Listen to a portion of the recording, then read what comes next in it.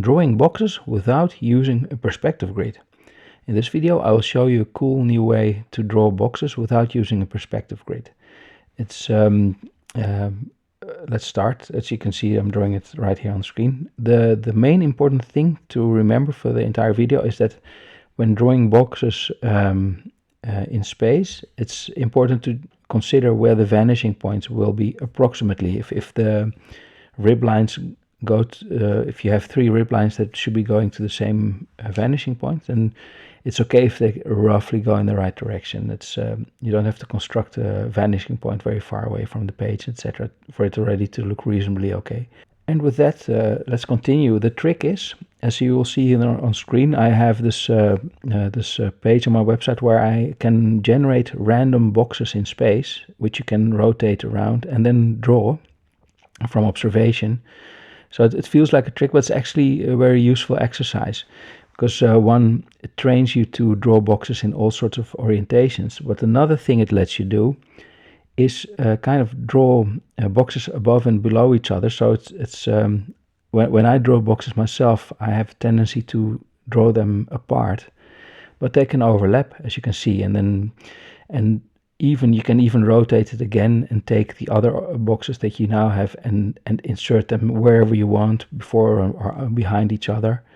And an important thing to realize with this drawing exercise is that nobody knows what the boxes were that you saw on screen. So you can make them a little bit bigger, a little bit smaller, and nobody will notice, as long as it looks like a correct box.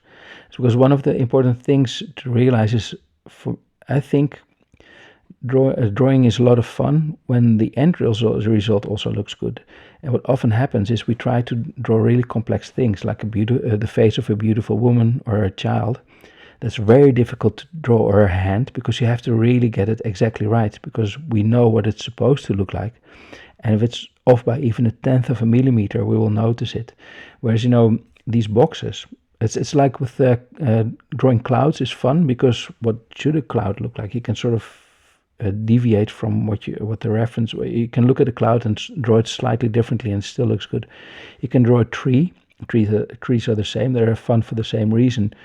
You don't have to copy it very accurately. You only have to get the sense of the tree.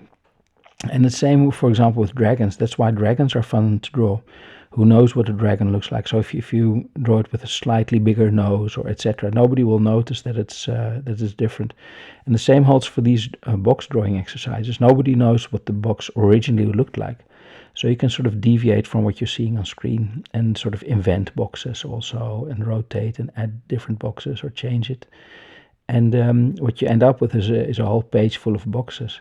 So this can be a great warm-up exercise. If you don't know what to draw, you can just put these 3D models on screen, rotate it a bit, and then start drawing it. And practice putting things in space. Practice drawing straight lines, etc.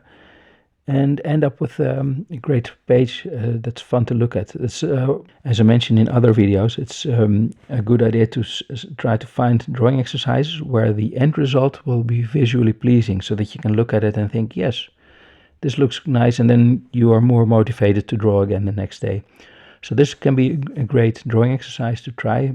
As you can see, you can draw boxes here without needing perspective grid. It's you can draw without a perspective grid. You can, if you're adventurous, you can even invent boxes and notice for yourself that if you sort of get the direction of the vanishing points approximately right, then it already looks really good. So I hope you'll give this a try. I hope you also check out my newsletter. It's I send out an article every Sunday with tips for artists who want to draw, and with drawing exercises that I hope are inspiring and help you improve as an artist, but they're mostly fun. The most important things about drawing exercises, I feel now, is that they are fun and that they end up in nice results, because the fun part is that you enjoy the activity, and then the nice results will help keep you motivated and help you want to draw the next day. So I hope you'll check out my other videos also. Thank you for listening. Bye-bye.